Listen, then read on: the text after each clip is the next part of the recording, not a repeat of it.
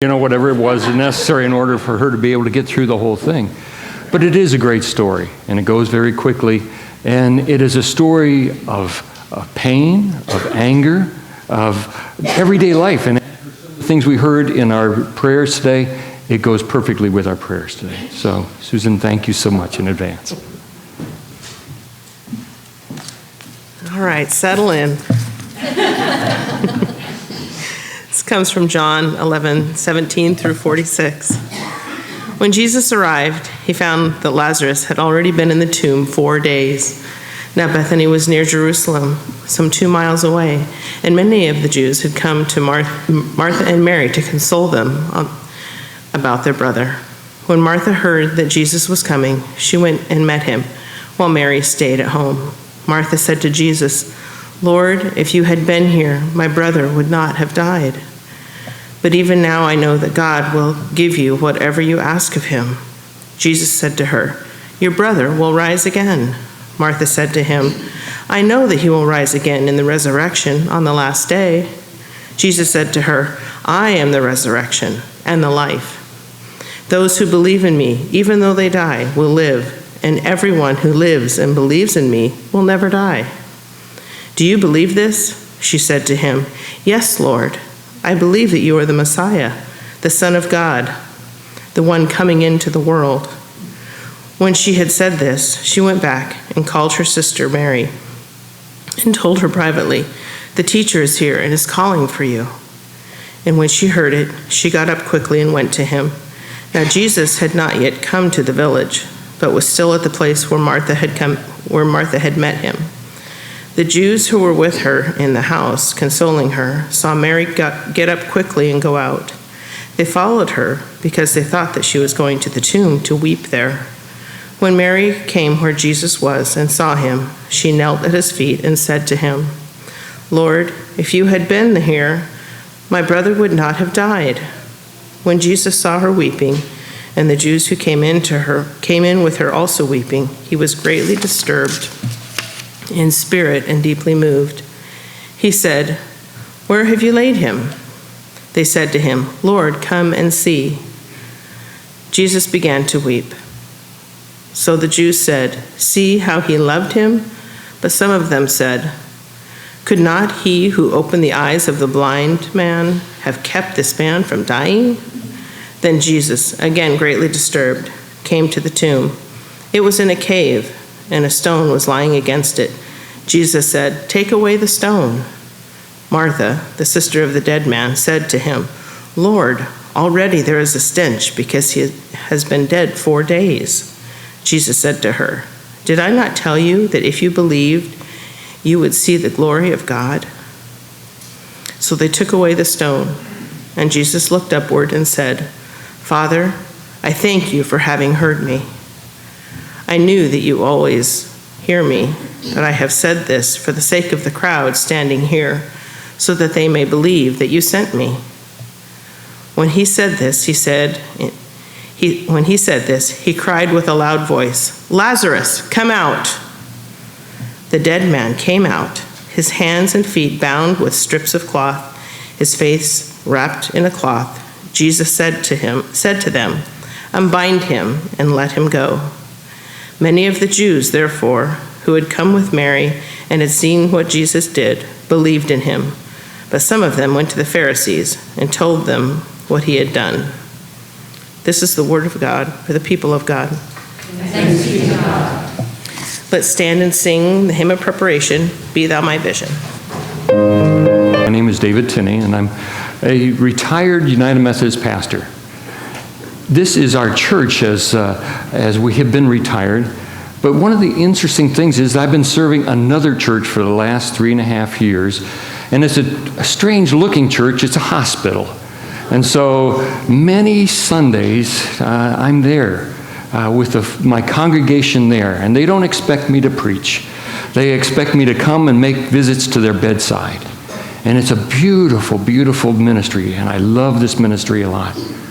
But I have to tell you, I love being back preaching. And so thank you so much. Oh, thank you. So would you join me in a prayer? Come, Holy Spirit, come. Fill me, fill this room with your power and your presence. Allow the words that you wrote upon my heart to raise to my lips, so they might be able to heal, so they might be able to feel your presence within us. Amen. It was a great joy for Meredith to say, would you be a part of this sermon series? And I was really excited about it when she said it's going to be about this book. It's called The Book of Joy. And then, as you heard last week as she started off this sermon series, it's about a meeting that went with the Dalai Lama and Archbishop Tutu. And it's a powerful story because they got together and they talked for over a week about joy. Now, these two people come from very different faith traditions. One Buddhism, one Christianity. And yet, the more they talked, the more this idea of joy was the same between both of them. It was powerful. Both of them had been through all sorts of persecution, had witnessed a lot of broken dreams, a lot of disappointments, a lot of sadness, a lot of death. And yet both of them were able to see the joy persists. The joy is there, and it's a powerful, powerful thing. It's not some fleeting feeling. That's happiness. Joy is not being excited about maybe the Seahawks being in the Super Bowl. That would be happiness, but it would be fleeting. It would be really fleeting. Sorry for that. It's not winning a lottery, and it's not finally getting that promotion that is so important. It's not getting an A on a test that you worked hard for. It's not getting a 0 on a test that said you have cancer or not. Joy is something deep. Joy is something, it is described in this book as a state of mind and heart that gently and persistently pushes us into deeper relationship with God and with others. This is joy that is deep contentment. And even in times of suffering and sadness and pain, it's there. In fact, it is in those difficult times, the times we just heard about in these prayers that we raised. It's in these difficult times that it gives us the power and the strength to reach out to those around us in kindness and compassion and grace and allow healing to begin. Joy is what animates our lives. It recognizes suffering as something that is always going to be a part of our lives. And yet, it doesn't allow it to crush our spirits. It is a state of mind and heart that fends off anger and jealousy, bitterness, self-pity, resentment, stress, loneliness, and even depression and despair. It is a powerful state of mind. One of the greatest challenges of all to joy is sadness. How many here have ever been sad? Okay, just about every one of us here. Sadness reminds me of a dark cloud that just kind of slithers its way into our lives. I call it slither because it doesn't make noise when it's coming in. It just seems to come into our lives, this darkness, and then stay on our hearts. And it lingers on our hearts. There are researchers who measure the length of feelings. I never knew they existed before, but there are those that are out there that measure the length of a typical feeling. And the feelings that go the fastest, the ones that linger the least, are anger. They say on an average that a person is angry for about 30 minutes and then it's gone. But boy, a lot of bad things can happen in those 30 minutes. One of the ones that lasts the longest is sadness. And it's 120 hours is how long an average sad state goes. And so you can imagine what that means. That it can be with us and it can turn into deep disappointment and then into despair. But there's an upside, a huge upside to sadness. And you can see it even in our prayers and the way we get together. When you see somebody who is sad, we come alongside of them. We give them our support. We try to raise them up. We try to surround them and bring them out of sadness. Sadness can actually bring community and can restore relationships. It's true. I like that. In the book, Bishop Tutu says, we don't really get to be close to each other in our relationships when it is made up of unending hunky-doriness. Now, I don't know if that's a word. I know it's not a theological word, but hunky-doriness is, when everything is going right, and it seems like we don't need each other then, and we push each other away. But it's in our hard times, in those painful times, that sadness and grief knit us together more closely. Is that true in your life? Have you felt that? Yeah. How many here have ever been to the hospital? Wow, that's a lot. Okay. No wonder the hospital is doing so well right there. Did you go to have a good time? No. Did you go because you love being waken up 3 times in the middle of the night to be, getting new blood pressure and somebody to say, hey, how are you doing? Are you resting okay? Did you come for the food? Cardboard with a little gravy on it? Yeah. Did you come because you love those hospital gowns?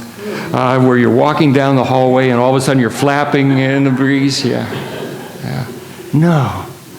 Hospitals are places of sadness, unwanted diagnosis, people coming in and telling you about things that's going on in your body and you don't want to hear them.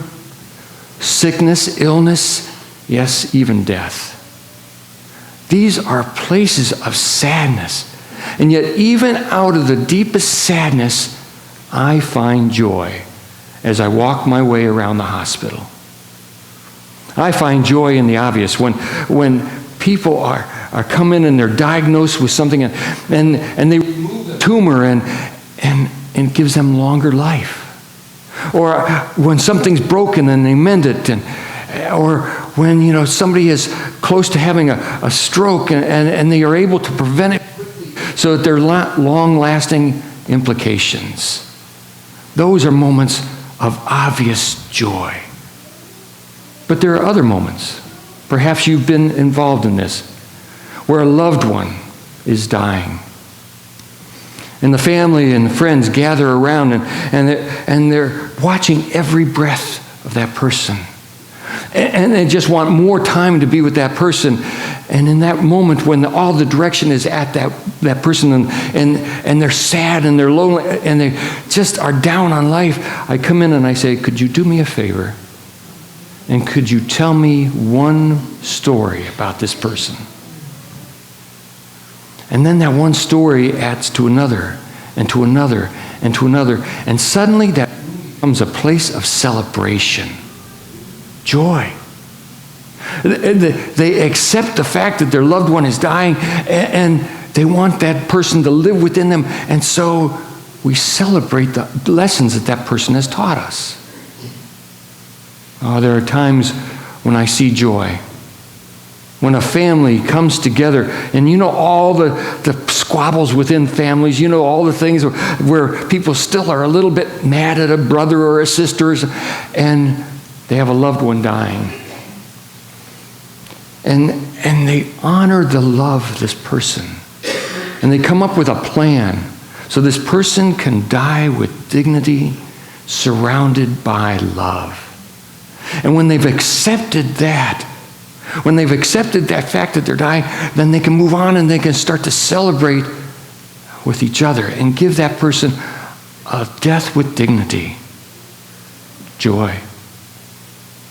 Or the ones that I come into the room and somebody is dying and they see that I'm a chaplain And they say, okay, why did God do this to my loved one? And they get really angry. And so I recognize that anger, and I said, I want you to yell that at God.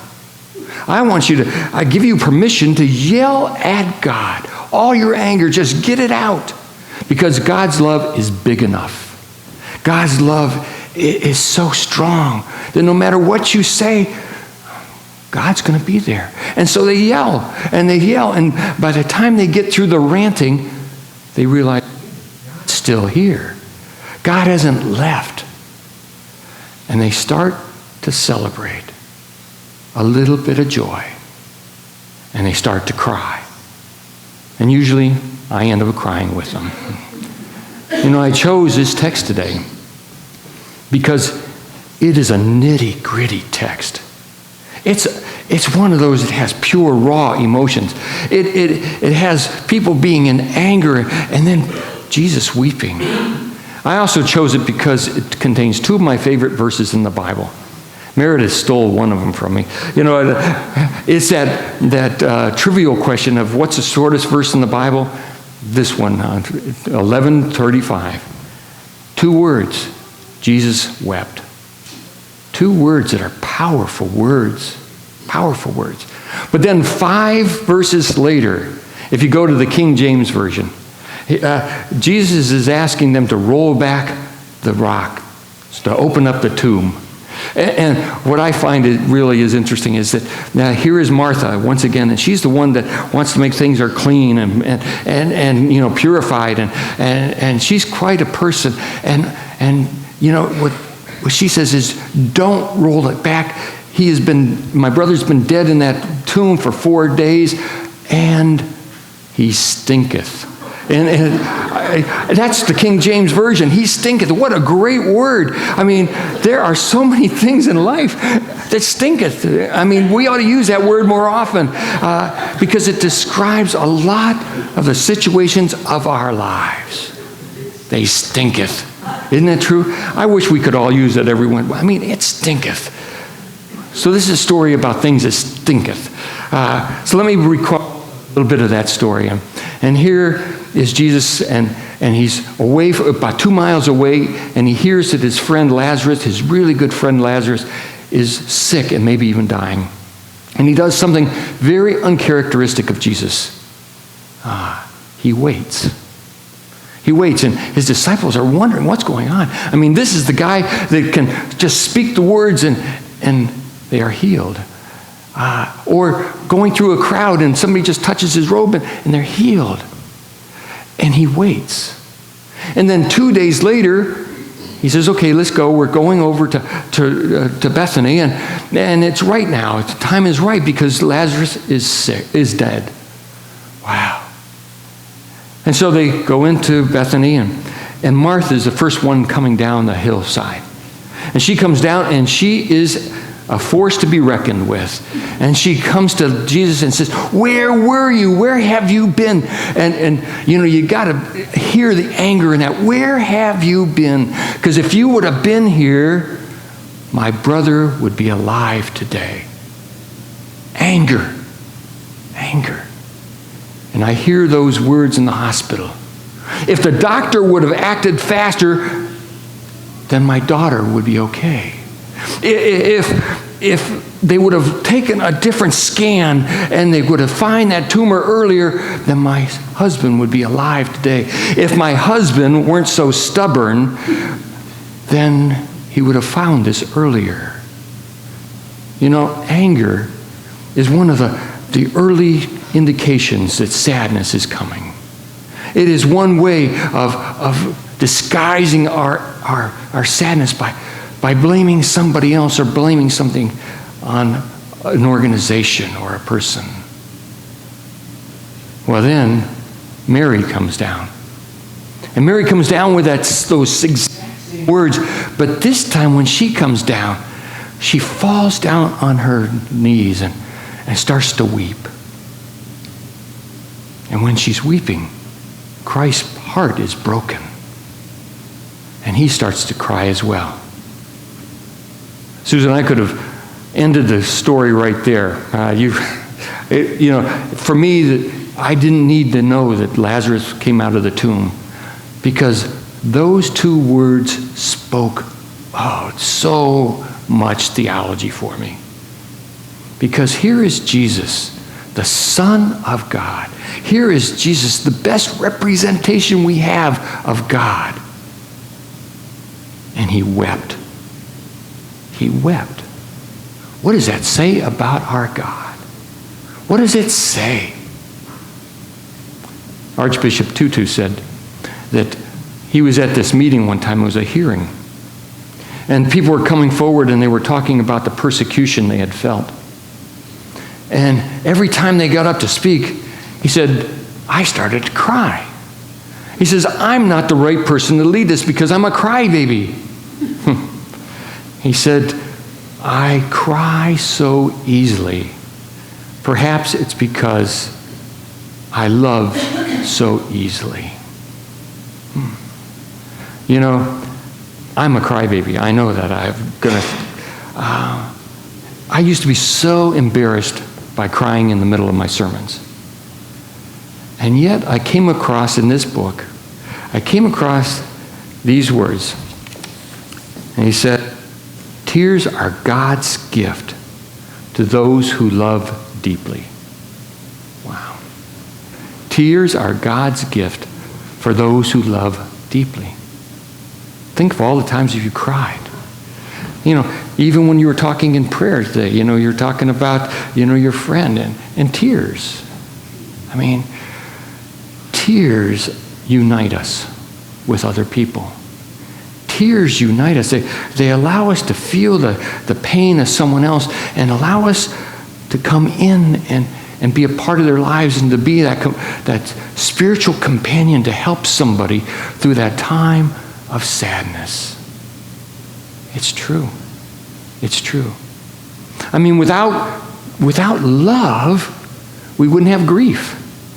Without love, we probably wouldn't have tears of sadness. It's true. Today, as you heard, our concern is as we're going out in about 2 weeks to LA to be with our daughter who's going to give birth, hopefully, to our third grandson. But if you remember back a year ago, we were waiting for the same thing, birth of our second grandson. And I can remember my daughter was all excited. She called us before, they got into the hospital, and she called us. She said, we're going in, and the next time you hear from us, it's going to be the welcoming of our new grandson. And yet, when she called, that wasn't the way the call went. She said, I killed him.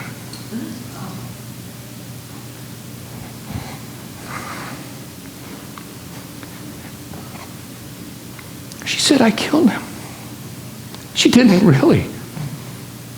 But the baby was active, and in those final moments, turned in such a way to clamp off or make a knot in the umbilical cord, and died. Anger,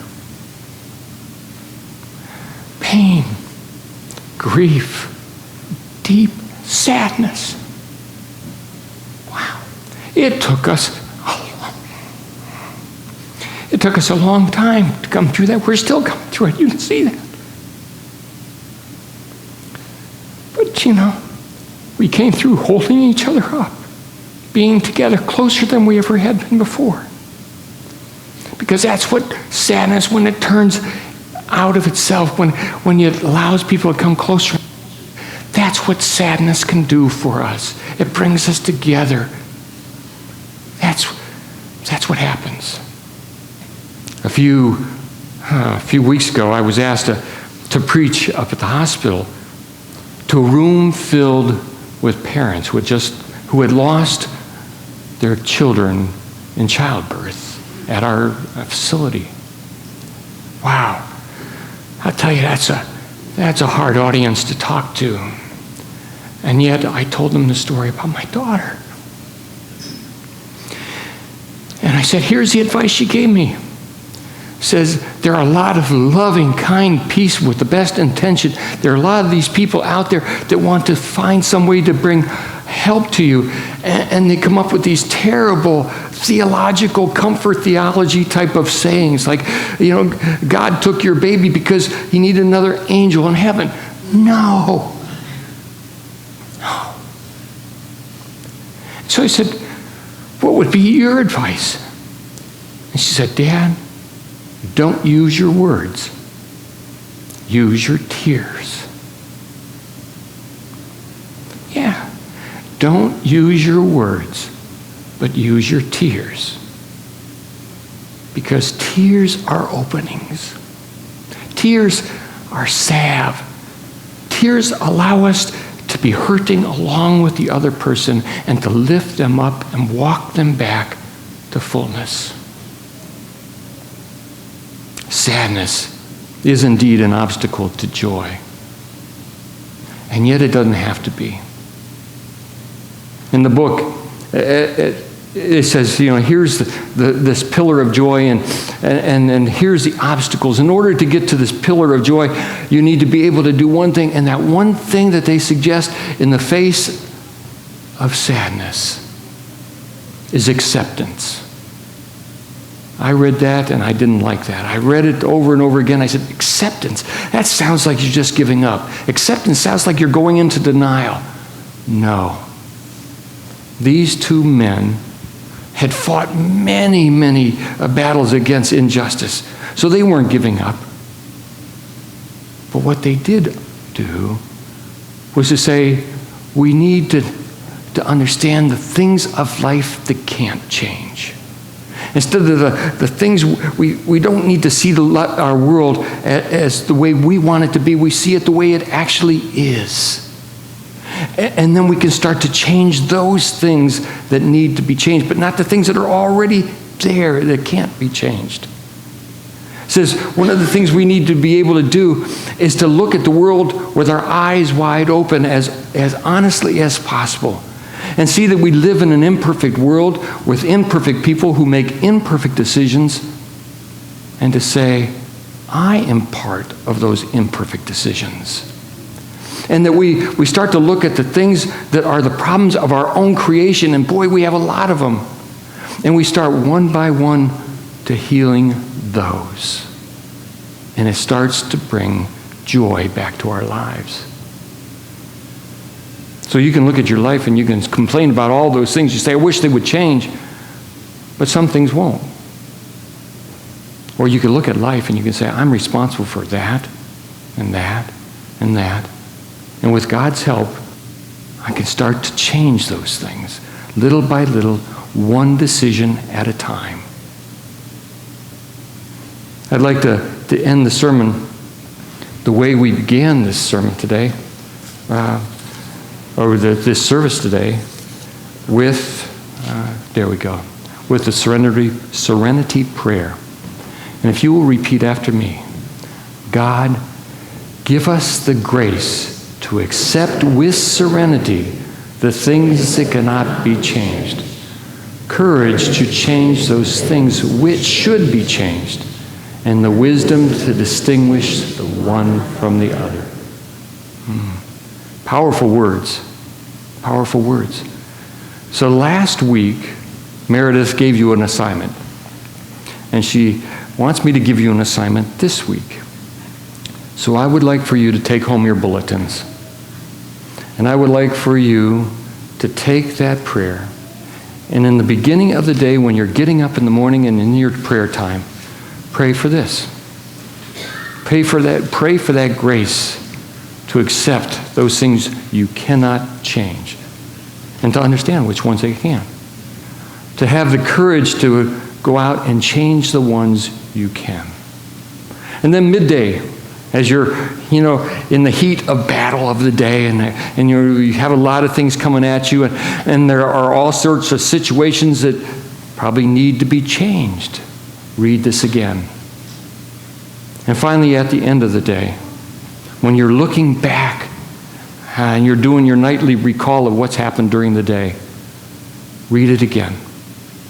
And as you read it, allow Christ Allow the Spirit to come into your life and show you the ways that you can change the world around you little by little so that you might recover joy. Amen.